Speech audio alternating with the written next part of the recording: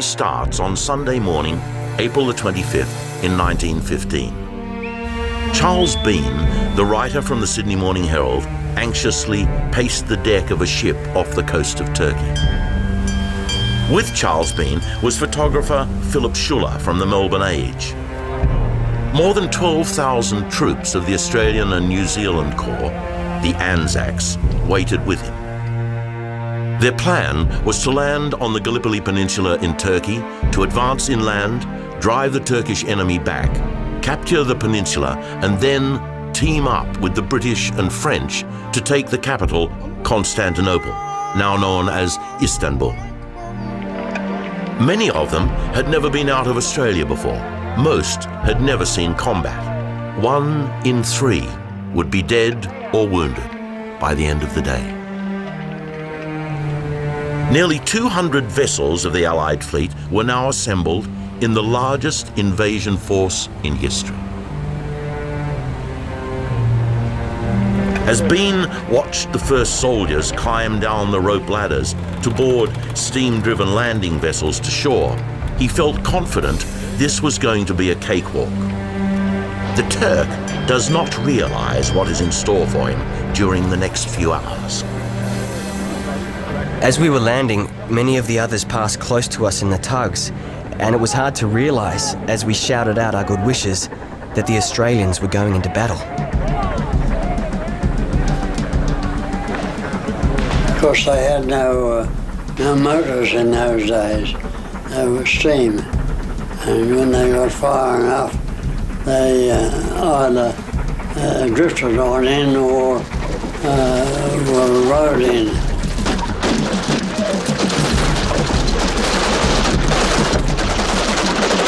We got in the ship's boats and got towed ashore and had to jump into the water when we couldn't get any further. The water was up to our chests and cold.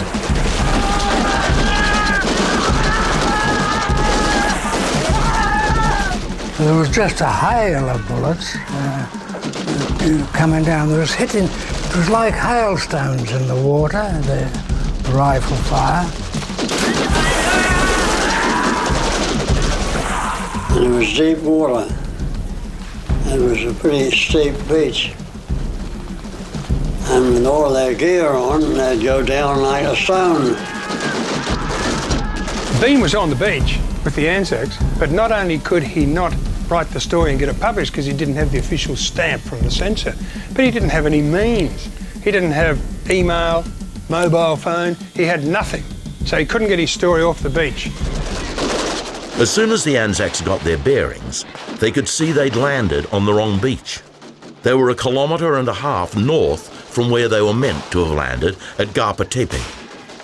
But they had to keep going, to drive the Turks up into the hills and away from the beach. Bean wrote that they climbed with such dash that within 3/4 of an hour, some had charged over 3 successive ridges.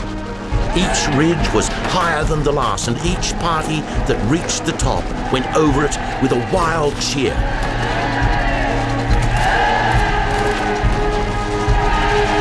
The Turks had a machine gun in the valley on the left, he wrote.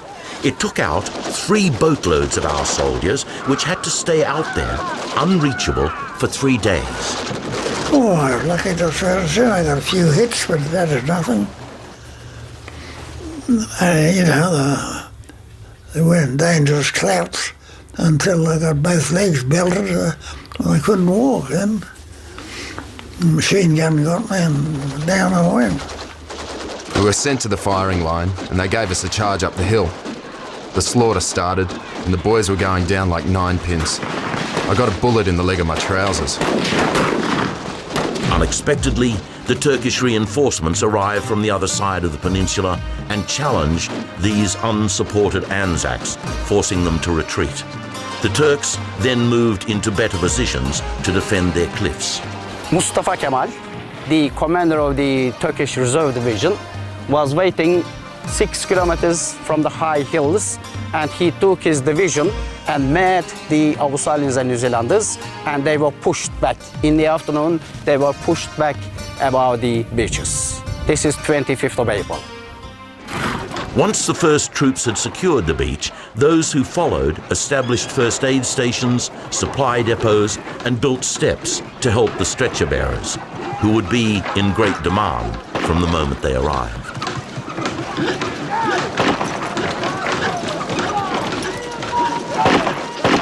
The Anzacs now landed their first mountain gun, but had to work hard to haul it into a useful position. After a full day's fighting, thousands of Anzacs were exhausted. Despite the intermittent shelling and rifle fire, most fell asleep wherever they found themselves. Slept where you could, on the ground, dig a burrow and get in it. Anywhere you could, get a bit of shelter. The Commander-in-Chief of the Anzacs, General William Birdwood, sent an urgent memo to the top brass waiting back on the ships. If we are to re-embark, it must be at once. But the Commander-in-Chief of all the Mediterranean troops, General Sir Ian Hamilton, refused all requests for evacuation. Instead, he sent a glowing report back to London. All the arrangements worked without a hitch and were carried out in complete orderliness and silence, and handsomely repulsed the Turkish counterattacks, and the line held firm. More critical observers might have described it as a disaster. In truth, 2,000 men were already killed and 1,800 more wounded. But nobody outside Gallipoli would know that for a long time.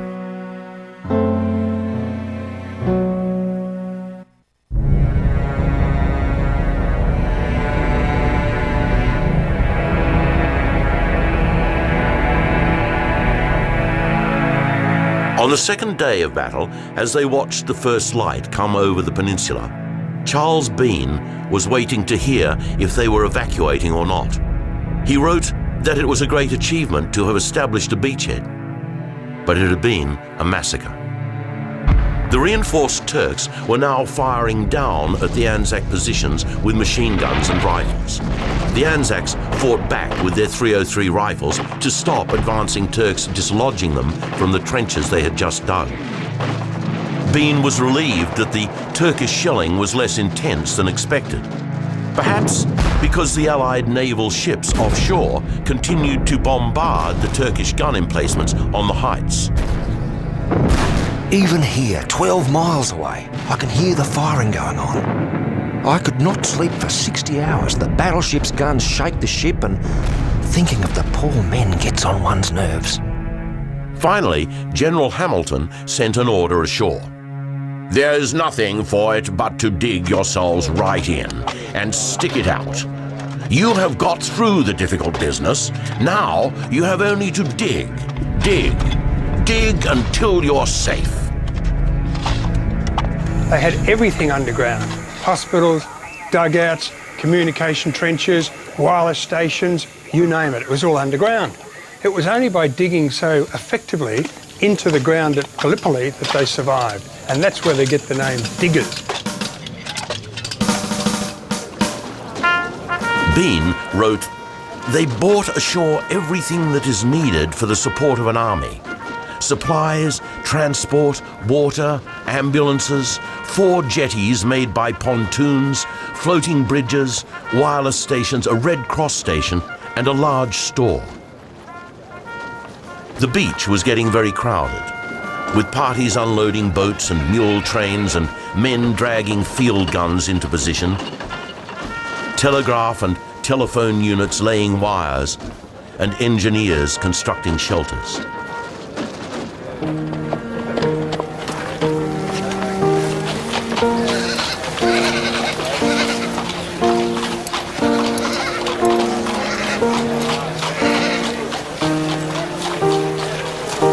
The light horsemen had spent months preparing their horses for battle.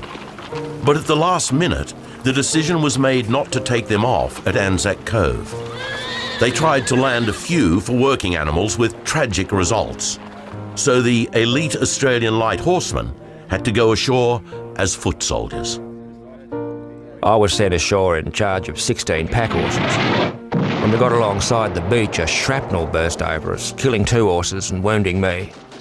I wanted to sleep near the horses and they let me, they having decided by this time that landing horses was impossible.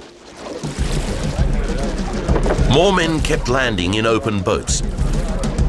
The soldiers felt like sitting ducks and could only hope they wouldn't be picked off by Turkish snipers. They are champion at sniping all the same.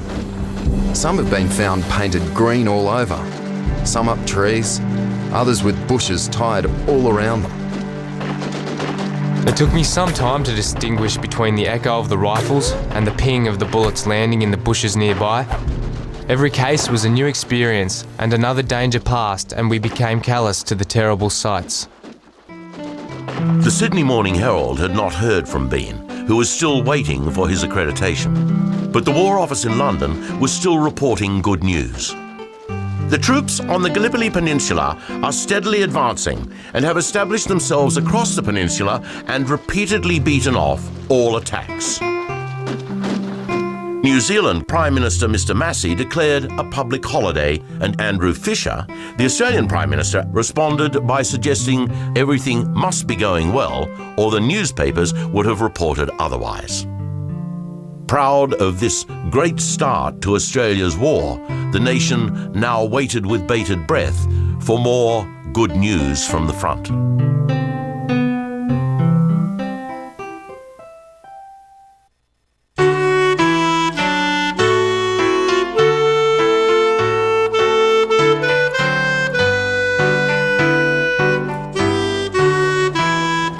May started as a month of inaction.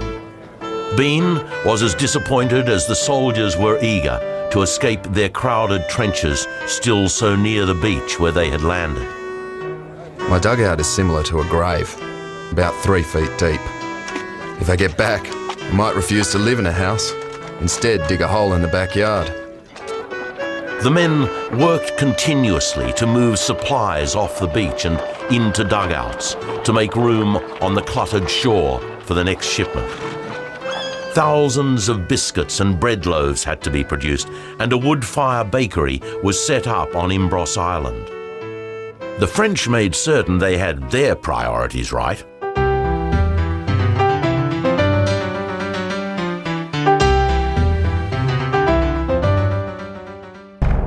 Bean finally got his accreditation as an official war correspondent on May the 2nd, and he sailed down to Cape Helles, anxious to inspect the second theatre of the Gallipoli War, occupied by the British.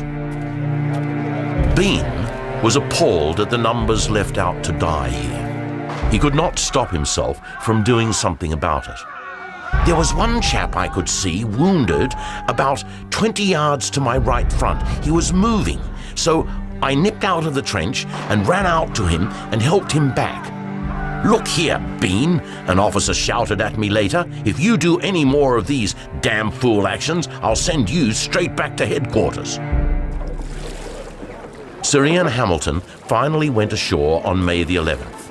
Already, 10,000 British and 12,000 French casualties had been evacuated from the Cape, many more than those wounded at Anzac Cove.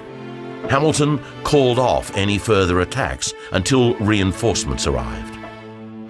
Bean was not impressed with Hamilton's visit. Wounded were crying, "I'm in agony, oh, I'm in agony," but one knew that there was no earthly chance of many of the men near the front line being taken in. It made you mad to think of the dull, stupid, cruel bungling that was mismanaging the medical arrangements run by the British.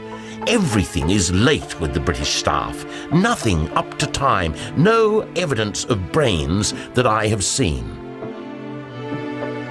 So yeah, he was biased. He couldn't find anything wrong with the Australians, no matter what they did. But everything the British did, he attacked.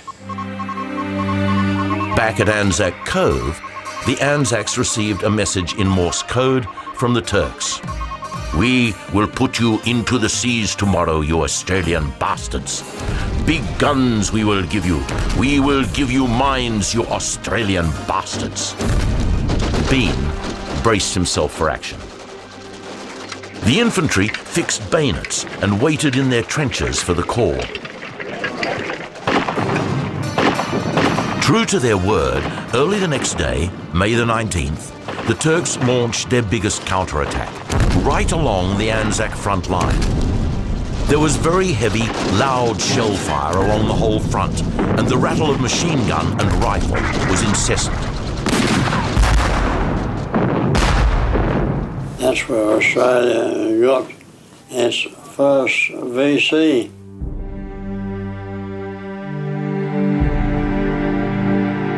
He rushed a machine gun post and killed 7 men.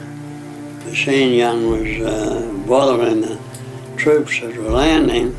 He was lucky, but it was a brave act too, and that's Australia's first VC. During this battle, the Turks killed the legendary John Simpson Kirkpatrick, the man with the donkey.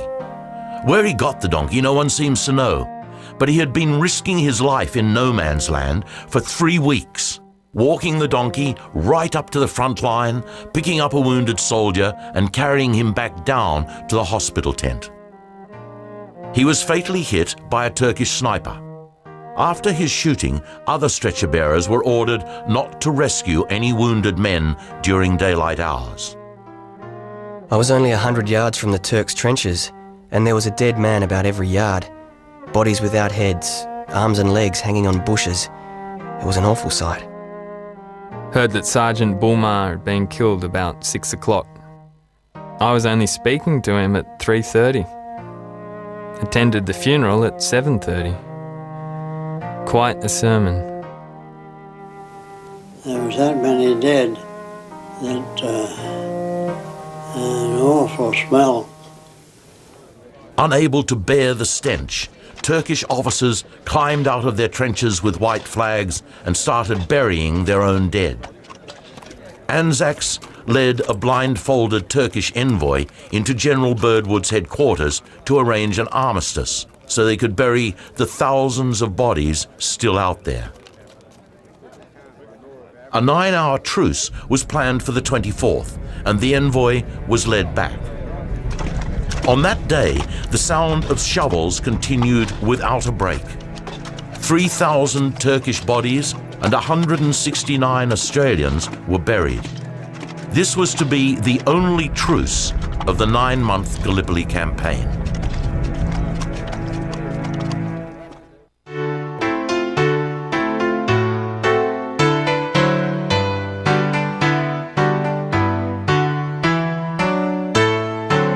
For Bean and the Anzacs themselves, the month of June was looking like a complete waste of time.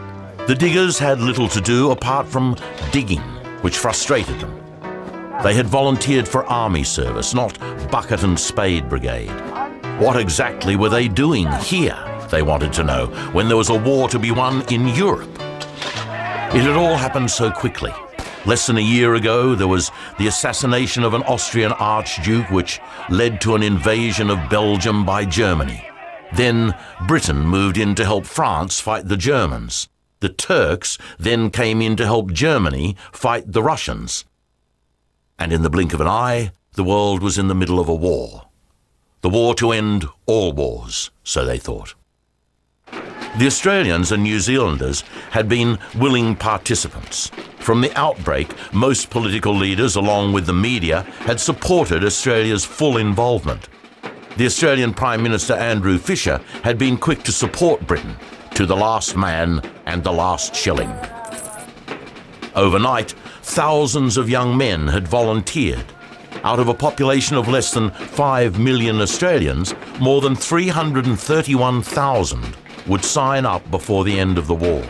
My brother and I went down to Victoria Barracks and we enlisted. Now, it was his idea. He was only 16, and he tormented the life out of my mother to let him join the army. And of course, she gave away in the long run, and it meant I had to go too. I couldn't let a young brother go and me stop at home. 2 men came over and said we heard that you could blow a bugle or a trumpet, you see. So he let me go straight away. My age was 17 and a half. I enlisted at Buna. They struck up the Marseillais. Before I knew what I was doing, I was up there starting on. That's the effect the Marseillais had on me. I was 17 when I enlisted. I enlisted in Kodak building in Queen Street. I went there first and struck the compulsory sergeant major, who knew my age, and said, "You can't enlist, you're not 18, but there's another office around the corner." Thought it'd be a bit of fun. Turned 19 on Gallipoli. We were there for 9 months. So I was only 18 when we landed there. The way they treated Belgium, I think that's the thing that really made me want to go and do something to the Germans. I told them I was 18 and I was 16. And if you were big enough, you were good enough. They were recognised as the best infantry in the world, a completely volunteer army. With Federation declared only 14 years before, the young nation had yet to prove itself on the world stage, and here was its chance. Sailing from Australia, they all thought they were going to France. The Anzacs were only told about the Turkey invasion once on board. It was on this long sea passage where the photographer Schuller had the time to perfect his craft, recording everything from improvised tattoo sessions to official vaccinations. Philip Schuller was the only son of the editor of The Age. He was, I think, a photojournalist before the word was invented, and he volunteered to go and cover the Gallipoli campaign. And they didn't know it was Gallipoli at the time. They knew it was an Australian Expeditionary Force who was going overseas. So he volunteered to do it, and with unsure of where they were heading, but you've got to remember that the context that they started the war in was that they were going for a great adventure. Most of these boys had no experience with war of any kind and hoped they would be well trained in Egypt.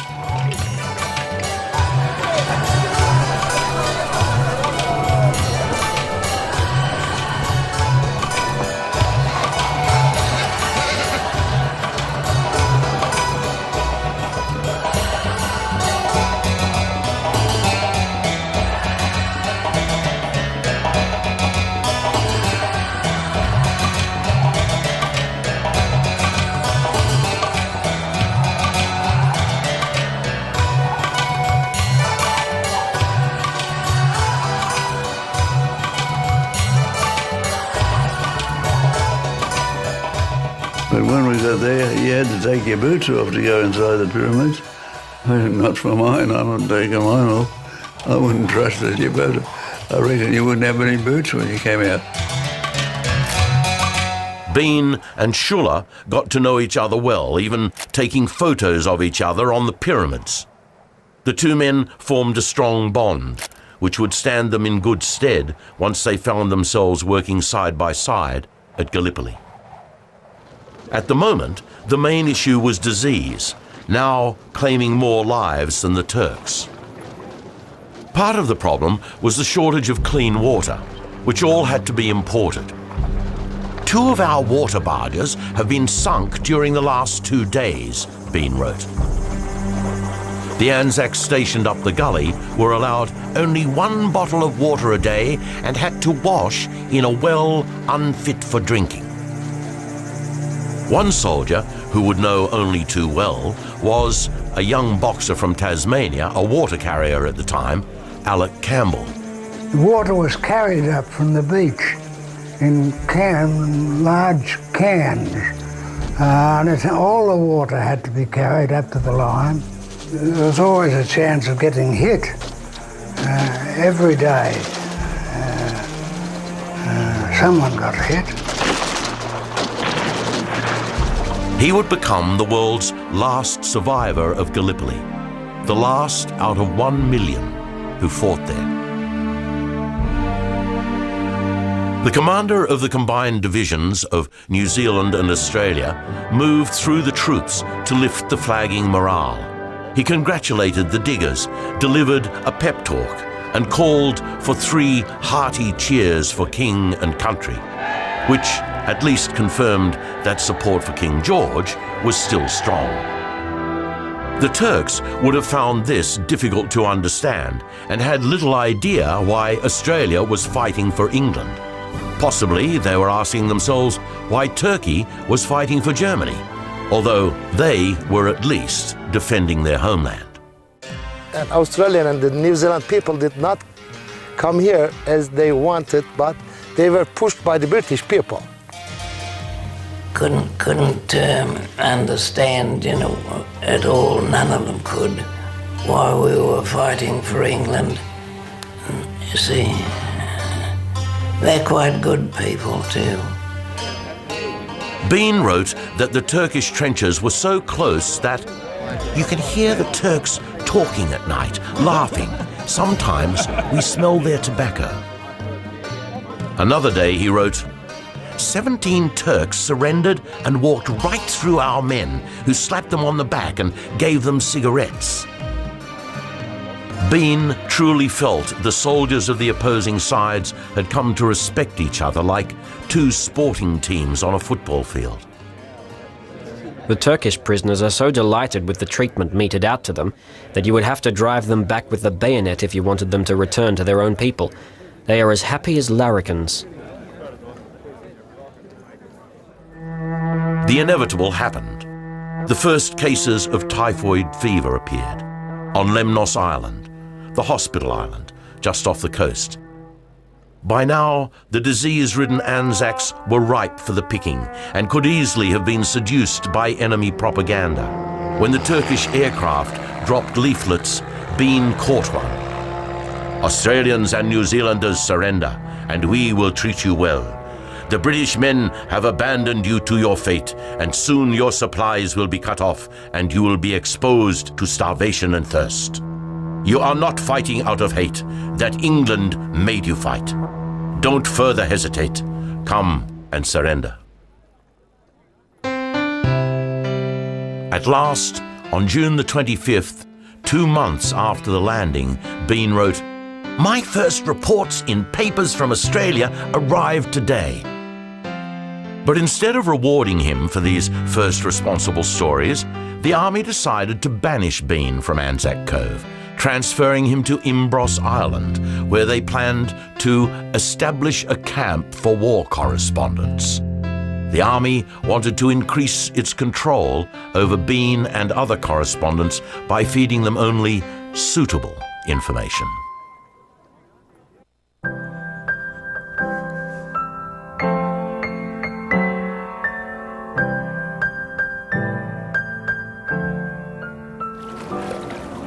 Today, Bean wrote, I counted 404 men bathing on the beach and a lot more sitting down there half-dressed, browning their back.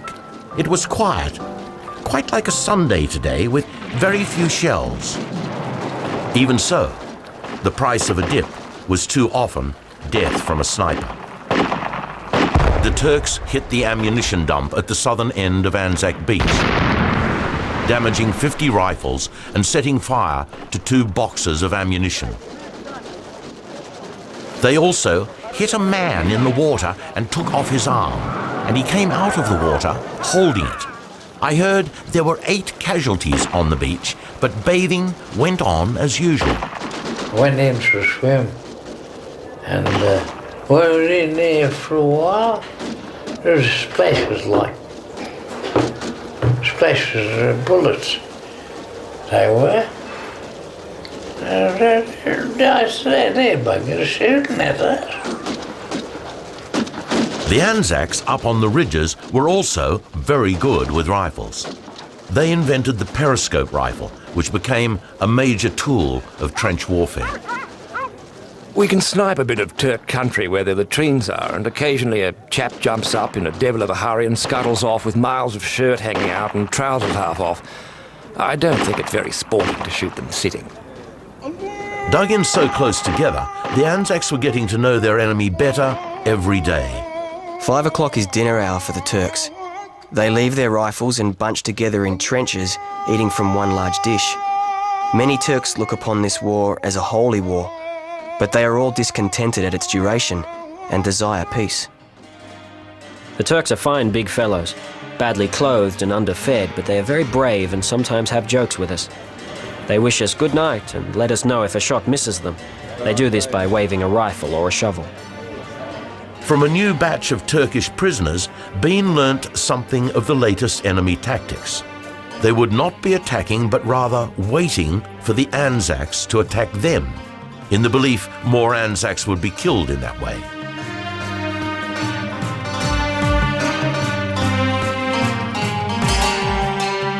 About 250 men left Anzac yesterday, Bean wrote. Most of them seriously sick with diarrhea, but some cases may be typhoid. The Australian Army nursing sisters had more than they could handle at the General Hospital established on Lemnos Island. The side doors between the decks on the Red Cross ship were open, and we could see the lovely nurses upon the promenade decks. They looked like angels to us.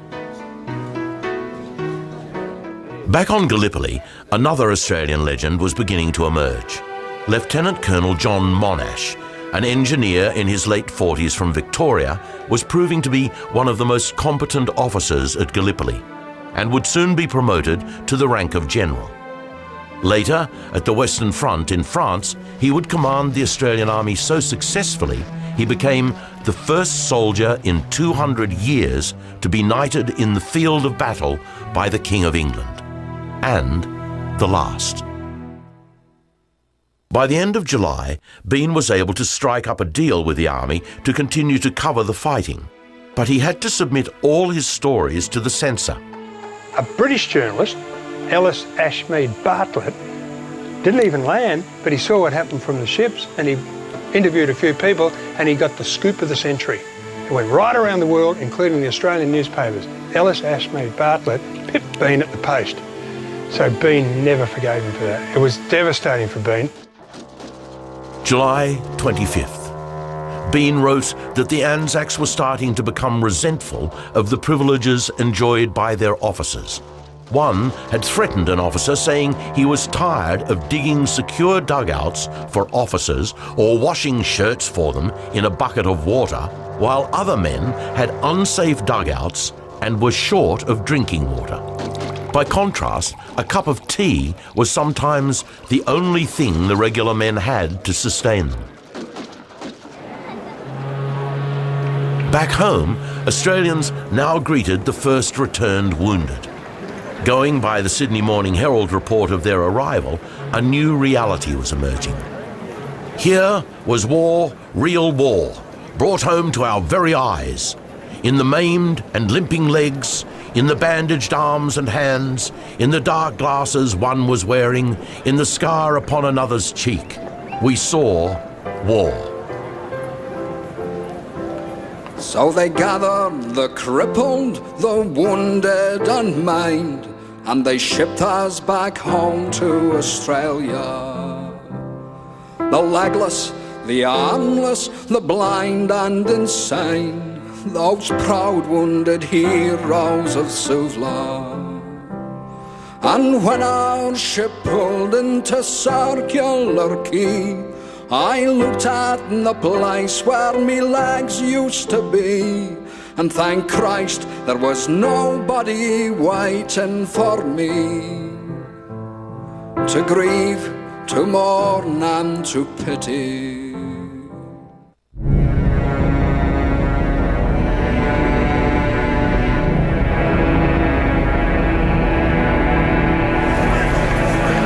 At last, some action. Hamilton's plan for August was to establish a third Allied base at Suvla Bay. With this, he believed surely they could capture and control the highest hilltops, the Sari Bear Range, and drive the Turks from the Gallipoli Peninsula. Anticipation filled the air. Bean was excited about the prospect of successful advances and good stories. After 100 days marking time, his Anzacs were about to strike again.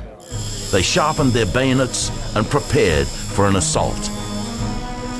Monash instructed the troops to sew white patches 6 inches deep on both arms and a white patch 8 inches wide on the back of their uniforms before they went into battle, to distinguish them from the Turks. On August the 6th, the first battle started from Cape Helles. 26,000 British rifles and 13,000 French troops charged towards 40,000 well-entrenched Turks. The fighting was brutal. Unfortunately, they soon ran short of ammunition and so faced an impossible task. They were slaughtered. Gladys, if you see the articles in the papers, as I have done, of Turks running, don't believe it. They are lies. 1 Turk is equal to 1 Australian any day.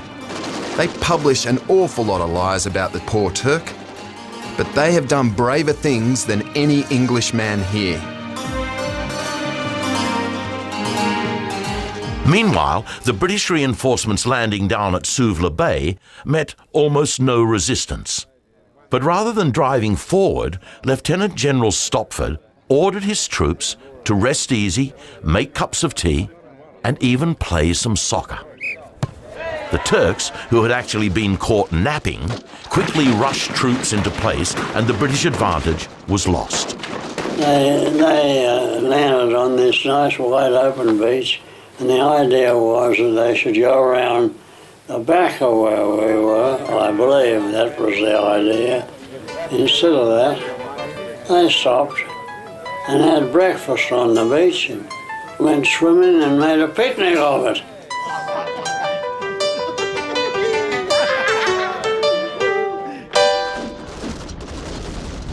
The second assault would be high above Anzac Cove at Lone Pine. To soften the Turks' resistance, the Allies delivered a massive bombardment from 100 guns and howitzers, 4 cruisers, 3 monitors, and several destroyers. Bean wrote, "The Australians rushed forward in the assault with the fury of fanatics, little heeding the tremendous shrapnel fire and enfolding rifle fire.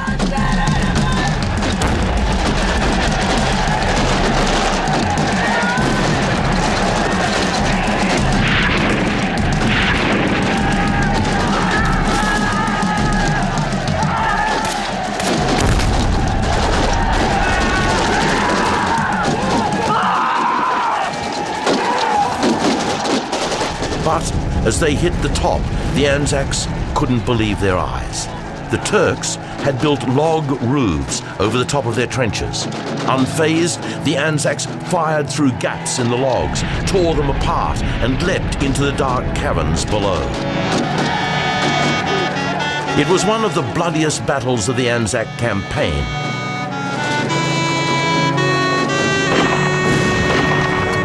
With the help of reinforcements over the next 3 days and nights, the Anzacs eventually captured Lone Pine.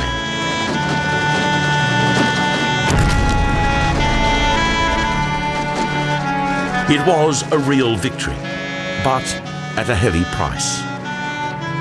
The dead lay so thick in the captured trenches that the only respect which could be paid to them was to avoid treading on their faces. You could not tell the difference between our dead and Turkish dead because their faces went so black. The Turks are lying dead under the floor of the trench. We had to sleep on top of them. I think our losses would have been 8-1, but we got the trenches. Lone Pine was the biggest achievement of the Anzacs in the entire time at Gallipoli because it was a frontline trench, it was held by the Turks, it was covered in pine ceilings, and they rushed forward, they tore the pine ceilings off, they jumped into the trench, they killed all the Turks, and they took it over. In the third major action of the day, the New Zealanders attacked Chinook Bear and Monash attacked Hill 971. Finally, Bean's turn came. The bullet with his name on it found its target. Something gave me a whack, like a stone thrown hard in the upper part of the right leg. Wounded and bleeding, Bean limped to a dressing station where the doctor treated him, gave him a whiskey, and recommended he be evacuated to avoid infections. Refusing to leave, Bean agreed to rest, but not before he persuaded Schuller to update him on the fighting so they could keep sending stories and photos. Charles Bean was wounded at the time, and he didn't want anyone to know in case he was removed. I think he had a very large dedication to his job, Charles Bean, and Schuller helped nurse him through, and certainly Schuller looked up to Bean.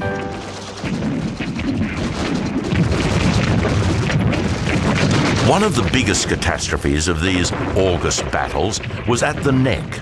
The Anzacs charged in the most hopeless action of Gallipoli.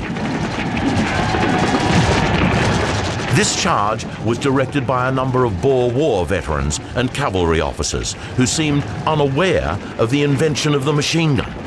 They ordered successive waves of 150 light horsemen to climb up over the top of their trench and charge across open ground towards a line of machine gunners. Even when they witnessed the first massacres, the officers ordered it to proceed. How any of us are alive today to tell the tale beats me. I was shot and had to lie up in the hills for 2 days before they could get me down to the beach. I was put onto one of the boats where they took my leg off. Of the 500 officers and men who charged, half were killed or wounded, and most of the bodies had to be left out there. Bean wrote, "Over the whole summit, the figures lay still in the quivering heat." We lost a terrible lot of men, really. I would say, and the British. In revenge for the latest carnage from these three battles, some of the Anzacs now mistreated the prisoners of war held in a cage on the beach. Bean, who felt Anzac officers were not honouring the international conventions of war, could only watch as some diggers poured a tin of kerosene along the ground, laying a trail stretching into a wire compound, and then lighting it with a match. As caddish an act as I ever saw in my life.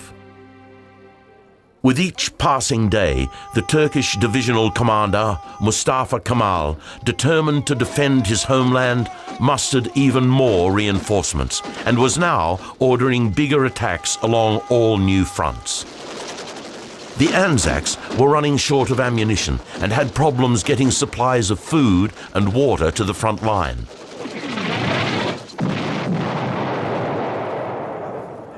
After the great loss of life in these 3 August offensives, Lord Kitchener called for another 100,000 recruits by Christmas, concluding, "Blood and bone and iron alone can win the present struggle." Despite all the defeats of August, the slow-learning commanders in charge still believed they should remain at Gallipoli. Although in September, something would happen that would shake even them from their lethargy.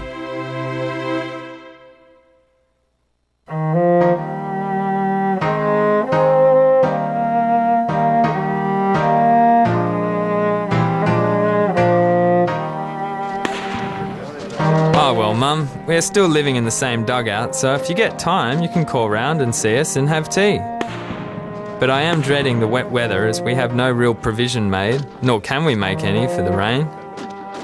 Well, Mum, no good meeting trouble halfway, so still cheerful. The food is plentiful, but lack of variety and vegetables was certainly detrimental to the health of the troops. There is still a lot of sickness about. More men are being evacuated with dysentery than with wounds. We are all suffering from Baku rot. Bean finally got the dreaded dysentery in early September, just as Keith Murdoch, Rupert Murdoch's father, arrived at Gallipoli to cover the war for the opposition press. Bean had beaten him for the job of Australia's official war correspondent. But there was no animosity between them. Bean was happy to brief Murdoch on the situation, as long as he could keep up with the demands of his dysentery. Murdoch could see immediately that the battle was unwinnable, and after only 3 days on the peninsula, he had seen enough and left. Unbeknown to Bean, Murdoch had left Anzac with a letter written by the rebel English correspondent Ellis Ashmead Bartlett, which soundly condemned the whole Gallipoli campaign and recommended immediate evacuation. It was the bombshell that would change the thinking on Gallipoli in both countries. It read, "The unfortunate Dardanelles expedition was undoubtedly one of the most terrible chapters in our history, as there has been a series of disastrous underestimations. We cannot hide from the Turks, nor can we hide the position of our guns, and repeatedly damage is done to them. And the sick rate would astonish you. We must be evacuating 1,000 sick and wounded men every day." Ashmead Bartlett was expelled from Gallipoli for giving Murdoch the letter in the first place. But it had worked, and would have dire consequences for Gallipoli and all those in command.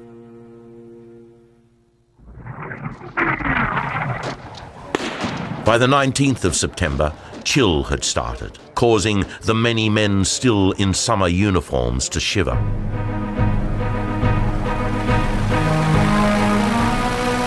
Both sides employed aerial reconnaissance to gain a better understanding of the other side's positions.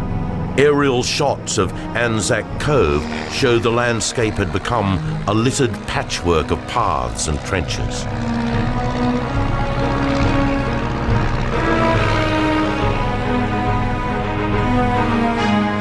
The censors were driving Bean crazy, cutting his stories and forbidding him to take and send photographs when, by contrast, any swindler or rule breaker of an officer who gets a film or photo smuggled home past the censor could get it published in the London press, where some can get £1,000 for them.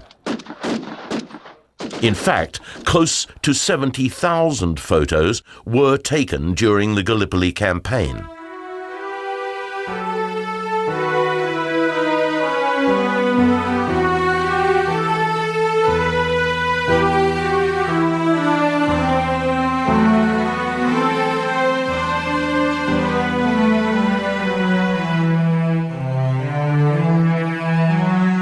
Kodak had been running its main sales campaign with Gallipoli as an exotic destination not to go unrecorded. Kodak was advertising in the mainstream media during Gallipoli, trying to get the mums or the dads of the soldiers to buy a camera at great expense and send it over to Gallipoli and give their son the opportunity to take snaps of his life at Gallipoli and send them back. But once the news started getting back, the campaign had gone really badly wrong and there were thousands of Australians killed, it was decided by the Kodak management that it was now bad taste to try and get their cameras taken to Gallipoli to film this disaster, so they withdrew the ads. In Sydney, another 300 wounded soldiers came ashore. Again, the maimed and disfigured soldiers sent a shudder through the unsuspecting loved ones and spectators who had come to greet them. Enlistment was dropping even more.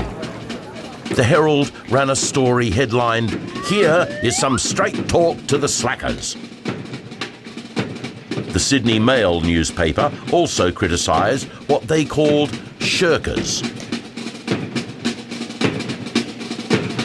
Conscription would be contested and fought over, but it was never introduced. Critics of the war were now pushing to hear the word evacuation. Bean would be the last official pressman standing and in the perfect position to record any evacuation. which the diggers hoped would come before the unforgiving winter finished off the Anzacs.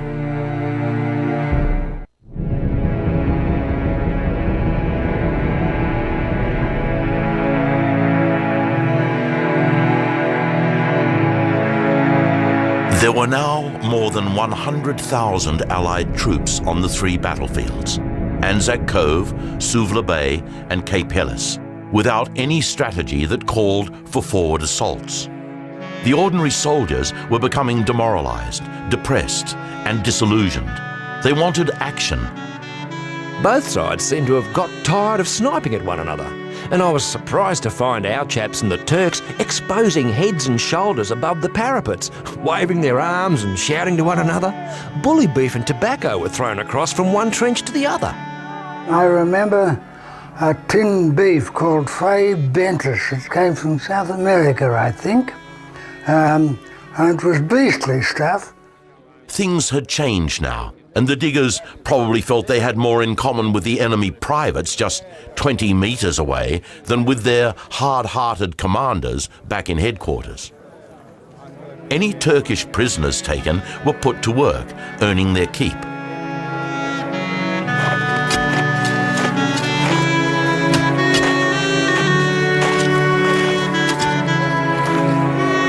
A soldier quoted in the Sydney Morning Herald said, "The trenches were only 20 yards apart.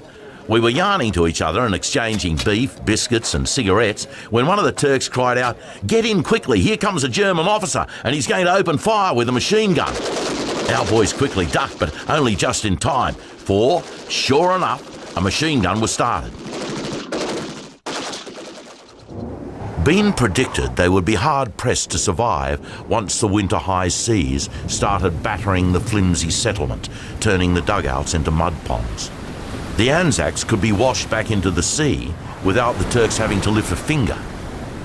With the increasing rain, more than water was washing down from the heights, where the dead Anzacs still lay unburied.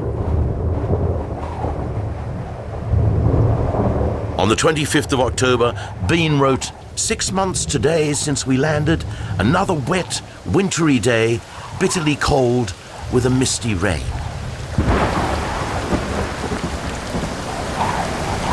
It was turning into the coldest winter in Turkey in 40 years. Shivering in his wet, cold dugout, Bean celebrated his 36th birthday. He wrote, "Received a parcel from Mother. Towel, soap, 3 pairs of socks, sweets, writing paper. Just the right things." Alarmed by falling enlistments, King George issued a desperate appeal to Australians. "I appeal to you as more men and yet more men are wanted to keep my armies in the field and secure victory and enduring peace. I ask you, men of all classes, to come forward voluntarily and take your share in the fight and uphold Britain's past traditions and the glory of her arms."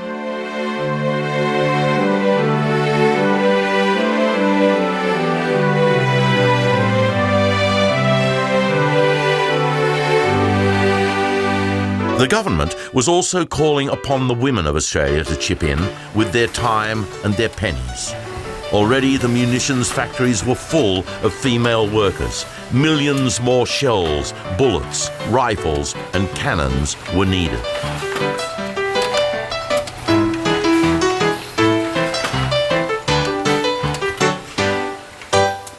Expelled from the war zone and back in London, Ashmead Bartlett now fought back with a vengeance, talking and writing about the worsening problems of Gallipoli and urging the Allies to evacuate as soon as possible. One article read, "The Allies would never get to Constantinople, and if they did, the Turks would never surrender."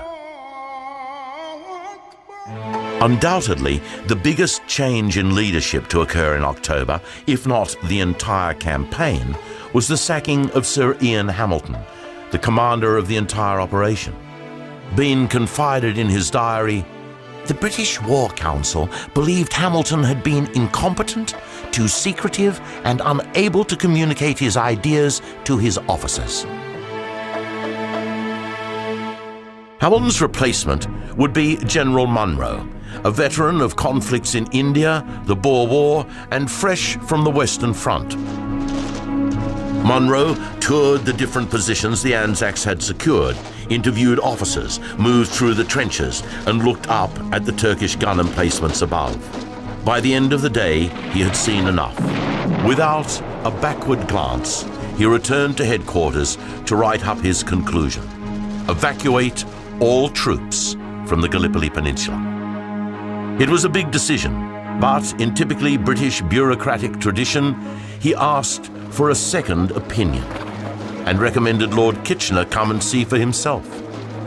With so many soldiers dying from disease, he believed the sooner Kitchener arrived, the better.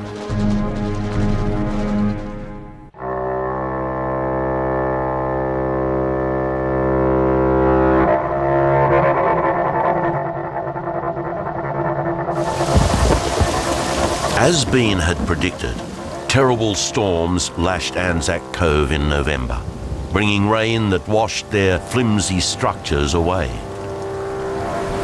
The foul weather also meant supply boats could not get to the landing piers, many of which were now broken. Worst of all, the mail boat sank with thousands of Christmas letters written by the Anzacs. The men braved the cold water to save what they could. Everyone here is very gloomy over the news of the sinking of the steamer carrying the outgoing mail. But I think the loss of the incoming mail is a lot worse. Lost letters have a marvellously depressing influence on troops. By the second day of the storm, November the 18th, high seas had smashed all the piers except one. Nothing was coming ashore. Here, Bean wrote that there was not enough wood to boil water, nor fodder for the animals, no spare lighters for bringing more water, and only one pier on which to unload them. The soldiers hated the army for not issuing them with timber and iron for shelters and warm clothing. They would have mutinied had they been on a ship. We are on half rations, biscuits and cheese. How we hate the sight of those biscuits. We get half a pint of tea a day. We are making pack mules of ourselves, carrying boxes of biscuits and petrol tins full of water and other stores. No wonder we common pack animals growl and use bad language. It was up to Lord Kitchener to approve or not the end of the Gallipoli campaign. As a fan of Churchill's original idea, he was reluctant to admit failure, but once on the ground, even he would have to see it was unwinnable. I don't think much of Kitchener at all. And he said the Australians would be all right as siege troops, but he said they'd be no good as an attacking force. My God, he couldn't have made a worse mistake. Well, we didn't like the English. No, we didn't like them. We called them pommies, and no, we didn't get on well with them at all. Finally, the long-awaited visit from Lord Kitchener happened. On November the 13th, Bean wrote, "He had scarcely reached the end of the pier when men began to run from the dugouts above. One of the men on the beach called for a cheer, and the sound of the cheering brought every Australian on the hillside out of his burrow and scuttling down like rabbits." Thank you, men. The King asked me to tell you how splendidly he thinks you have done. You have done splendidly. Better even than I thought you would. Lord Kitchener inspected the ridges, walked down the trenches and through the firing line to Bully's Gap. Then he looked at the Turks from observation posts and interviewed his officers. After 2.5 hours, Bean recorded, Kitchener left to submit his report. He cabled London. "The country is much more difficult than I had imagined. The Turkish positions look like natural fortresses." However, as they could not advance, he recommended evacuating. Back in London, now fully aware his Dardanelles campaign had failed, Winston Churchill resigned from the British War Ministry. London's Daily Telegraph said it all. The public will associate his retirement with the unfortunate lack of success at the Dardanelles. He later enlisted in the army as an officer and was sent to the Western Front. Bean compared the impending disaster to the earlier fiasco of Britain's Crimean War. The Anzacs were being sacrificed to that pure British incompetence, he told his diary.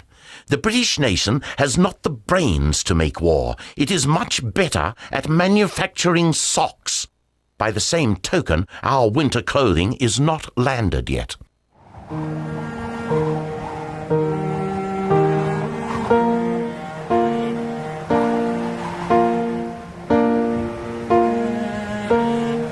Then, on the 28th of November, the first snowstorm hit the Gallipoli Peninsula. The snow was frozen. All the pools of water were masses of ice. This was some novelty after the hot winds and sand of Egypt, but very cold, as bad as the worst snow I've ever seen in Ballarat. But I was there right to the end then, and it was cold, it was snowy.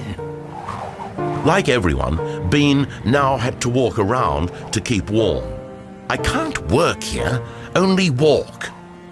An issue of rum to all the troops tonight, poor beggars. The novelty of the snow will soon wear off. But they are clever at making the best of things, making fires in a hole in the trench wall with a few sticks in a broken biscuit box. Bean came to Gallipoli with an adoration of the Bushmen. And of course, a lot of the people that came to fight at Gallipoli were Bushmen. And they were very handy. They knew how to dig a trench, they knew how to light a fire, they could boil a billy. Nothing was too bad for them, you know, they could put up with anything. On the last day of November, the sun came out to warm the miserable settlement. Bean noted, the last steamboat had been sunk and there was nothing to work this army's communications with. Seizing the moment, the Turks renewed their charges across no man's land in an attempt to recover the Lone Pine trenches, sending a large shell through the roof of the tent hospital full of patients. It seemed the enemy was never going to accept the Anzacs on their beach. Evacuation seemed the only option. But could the British make up their minds in time?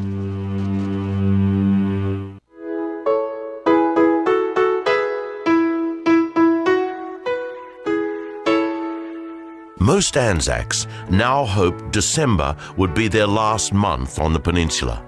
But how could they get out alive, with the Turks watching their every move? Back in London on the 7th of December, the British cabinet finally approved the evacuation.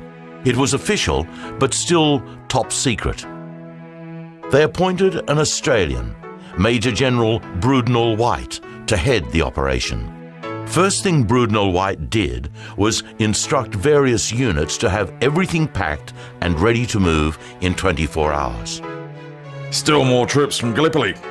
We heard some disquieting stories that the British are evacuating the peninsula and giving it back to the Turk. It might be a tale, but some of the chaps just back from Anzac say it's right. That'd be a nice turn-up.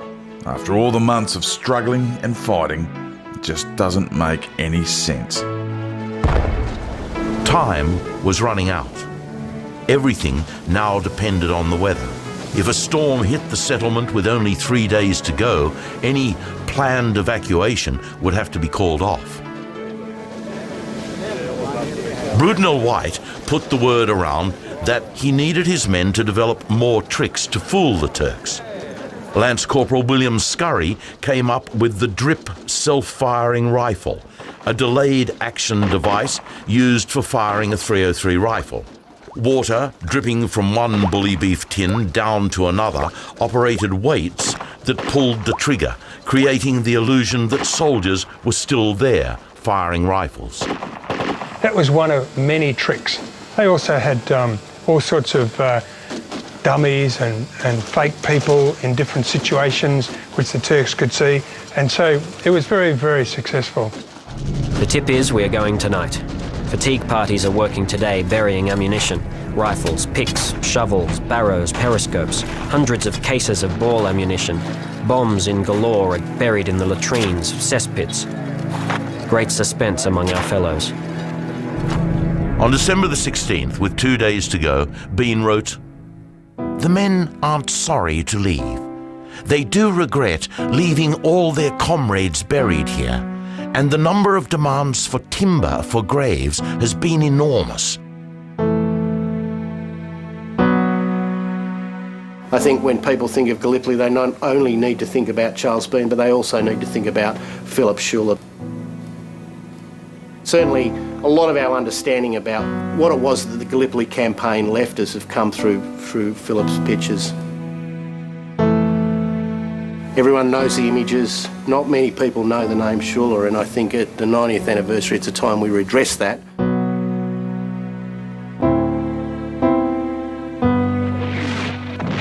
Bean went on a nostalgic tour of the settlement, taking final photographs. He could make out some of the ploys the men were using to deceive the Turks.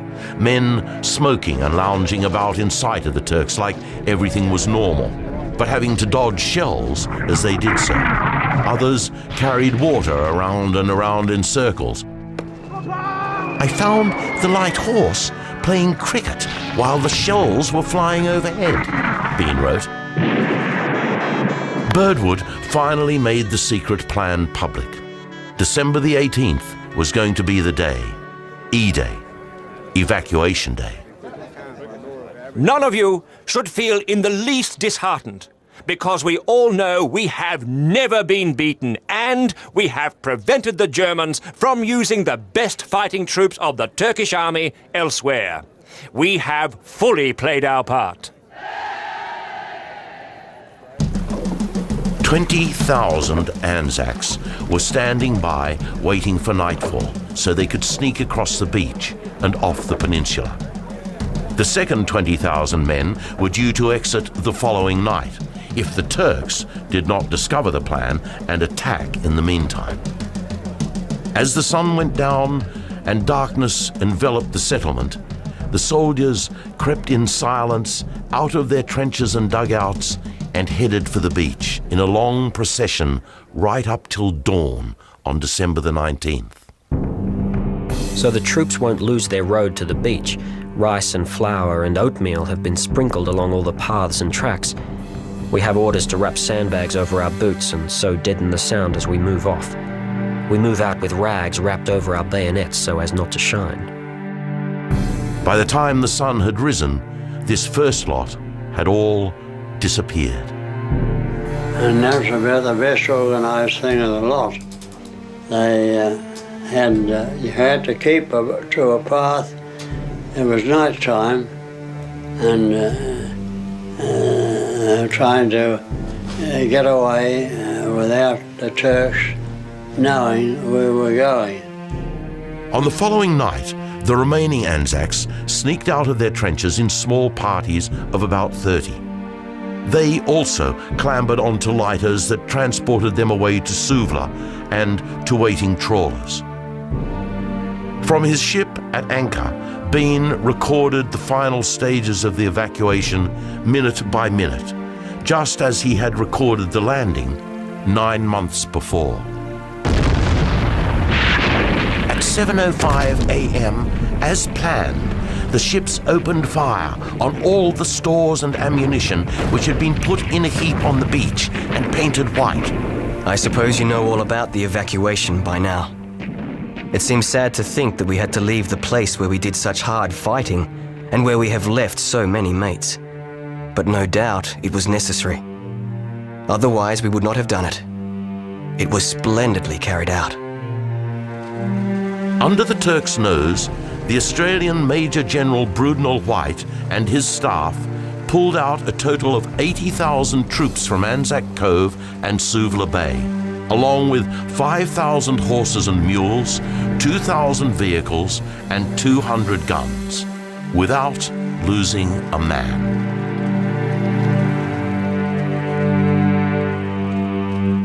Well, it's an extraordinary end to a fine history, Bean concluded. The Turks at last have got it, the place they never could take, by our quietly leaving it in the night. And, in the end, perhaps the greatest success we have achieved there is quietly giving it to them without their knowing it. And so ended the story of Gallipoli for Charles Bean.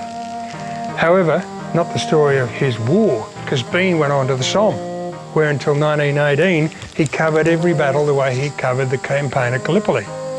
And he distinguished himself. He wrote the official history, 7 volumes, millions of words, 2 million words. And he went on to found the Australian War Memorial. He's one of the giants in Australian history. It all started from being at Gallipoli. Gallipoli had been a devastating campaign. The final death toll was shocking. 86,692 Turkish soldiers, 21,255 British, 10,000 French, 8,709 Australians, and 2,701 New Zealanders. The Anzacs, from the legend that Bean, Schuller and others like Ashmead Bartlett had created, continued fighting for 3 more years in the killing fields of France. By the time it came to an end with Armistice Day, November the 11th, 1918, 15 million lives were wasted, 61,000 of which were Australian. Truly, the worst count of all Australian wars. Let's hope the legend can become a lesson as we commemorate its 90th anniversary.